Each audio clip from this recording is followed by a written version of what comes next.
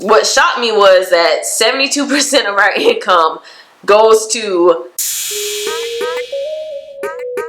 In this video, I'm going to share exactly how we spend our money now that we're debt-free outside of our mortgage. So if you're interested in learning how we spend our money, stay tuned. Okay guys, so if you are new to my channel, then I will give a little bit of a backstory as to our debt-free journey. So my husband and I, between the two of us, we paid off $78,000 in student loan debt in less than 3 years. So I actually have a video, which I'll link in the cards, where I talk about my journey of becoming debt-free, because this debt was solely my student loan debt from undergrad and graduate school. So I started my journey to becoming debt-free in 2013, and my husband and I got married in 2016, and then from that point on we were able to pay off $47,000 of that debt, which was the remainder of it, in 6 months. So we are completely debt-free outside of our mortgage, which we ended up buying a home in 2017, and then of course we have plans of paying off that home in the next couple of years. So that was our journey. It started in 2013 and we officially became debt-free in 2016, so a total of 3 years, actually less than 3 years, to pay off $78,000 in debt. So we are fortunate that we didn't have any kind of consumer debt or anything like that. So all of it was solely student loan debt that I brought into the marriage. That is the background of our debt-free story. Again, I'll link the full story on the actual journey from when I started it when I was single to when we got married, and then I'll also link to the video of us buying our home in 2017 and how we approached that as a couple that was debt-free and how that impacted our ability to finance and all that stuff. So you can find those videos in the cards, and I'll also leave them in the description below. So I actually have my phone, so I will be reading off the notes so I can actually give you guys real numbers as far as how we spend our money now that we are debt-free outside of our home. Honestly, because we are debt-free, our spending is really limited to living expenses, eating, housing, that type of stuff, and then paying off our one debt, which is the mortgage. So here's a breakdown of actually how we spend our money now that we are debt-free. One thing I would recommend, and what I did, which is how I got these numbers, is at the end of the year, review your spending and see exactly what percentage of your income goes where, and that's what I did for this video to get you guys these numbers. So I'm going to start with the highest to the lowest. At 48%, the majority of our spending goes to housing, which seems to be a lot, almost 50% of our net income. So this is income after taxes, after deductions and all that stuff comes out. 48% of our take-home income goes to housing. Now, let me explain why that number is so high.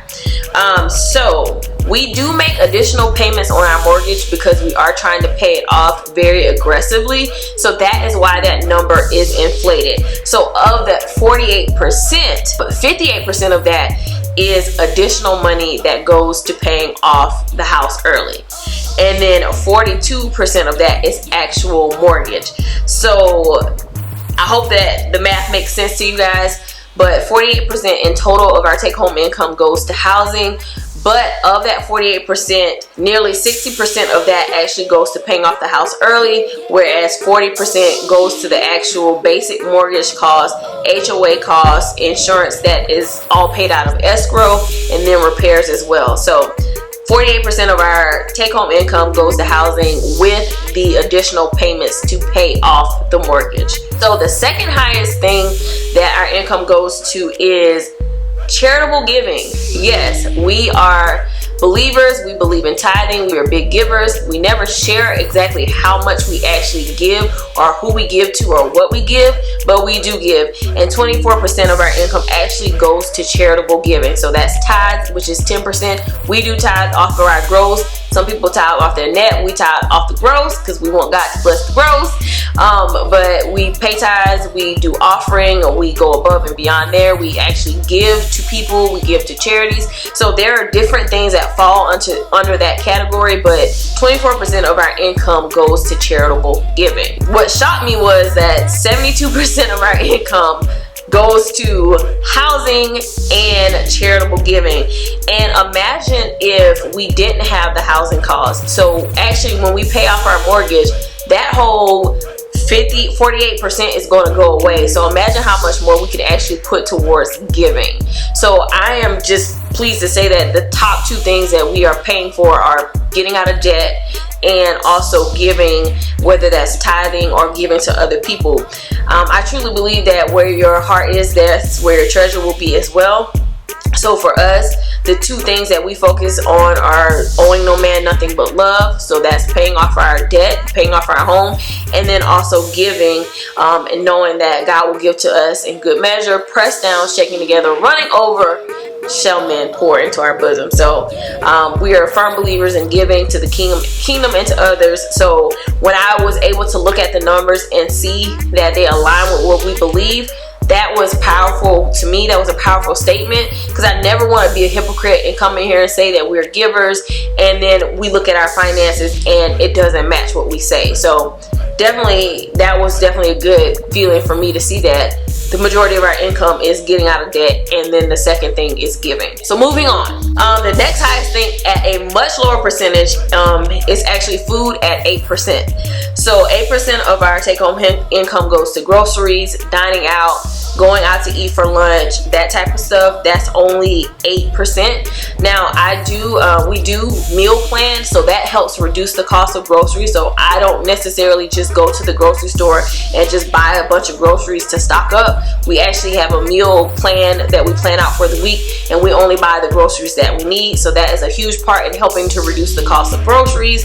And then we have an allocated amount of money that goes towards eating out as well. All right, coming in next at 7% is personal care and household items. I think I actually lumped those together. So this includes maintenance, personal maintenance, so like getting haircuts, getting nails done, that type of stuff, and then cleaning supplies and toiletries. So obviously cleaning supplies for the home, toiletries, all that stuff, trips to Walmart, that accounts for 77%, of our take-home pay after taxes. Right after that is utilities at 5%. So utilities includes things like the phone bill, internet, YouTube TV, and then like Disney Plus, and then we actually got Apple TV for free. How about that? Praise the Lord. But all that goes under utilities and security. So yeah, don't think y'all about to run up on my house, because you know, run up, get done up. But all that falls under utilities at 5%. The next thing is 3% on vehicles. So again, we don't owe anything on our vehicles. We own our vehicles. We have the titles for our vehicles. So there are no costs for the vehicles outside of gas and repairs. And if you watch my 8 bank accounts videos, then you actually know we have a vehicle account where we put money towards our vehicles. So if we have to make an immediate repair, we actually have an account that has money saved up for those expenses, like new tires, getting an oil change, a paint job, new wipers, whatever, all those things that your car requires. We have an account for that, and that's a fairly new account. So this 3% for vehicles up into that point of that account was handled outside. It was handled within our budget, but now that we have an account, there's a set amount that goes in every time we get paid. So the next time we have a repair or anything, we can just go to that account and not have to dip into our main budget. 2% is insurance coverage.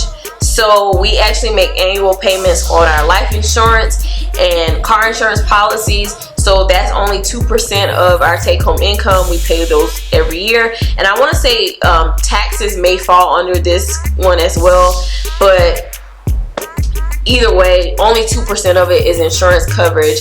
And by the way, if you are paying for insurance for your car or life insurance, you will save a little bit of money if you pay it annually. So the next thing, which is also tied at 2%, it goes to recreation. And this is solely putting money aside to like go to the movies or whatever. This does not include our travel. I've talked about this before. We have a separate travel account that we fund on a continuous basis. So if we know that we're going on vacation, we actually plan well in advance and start saving money. And if we for some reason get large windfalls of money, so maybe surprisingly, maybe if we get a tax refund back, or if we get like a bonus from work or something unexpected, we typically use that money to allocate towards travel. So a lot of times this will never hit our actual budget, but we do put a consistent amount of money each pay period in or towards our travel account when we know we're actually going to be traveling for an event or for vacation. Now obviously we're expecting right now, so there is no big trip plan for the year, but if we were planning a trip for our anniversary, we would have started saving for that last year and incrementally put money aside towards that. So travel is not included in this recreation. This is solely putting money aside to go on date nights or go to the movies or whatever. So, and if we don't spend it, we just save the money and it rolls over. So that's recreation, 2%. And then the remaining 1% that's left, if I did my math correctly, is clothes, medical expenses, and savings. So neither my husband and I shop a lot, and when we do, it's usually with gift cards. I'm a huge Amazon shopper when it comes to clothes, or Target if I have a gift card, and usually my husband shops with gift cards, so that usually never hits our budget. How do we get gift cards? We buy them for each other for Christmas, or people give them to us for birthdays or Christmas. So that's usually when we get the funds to shop.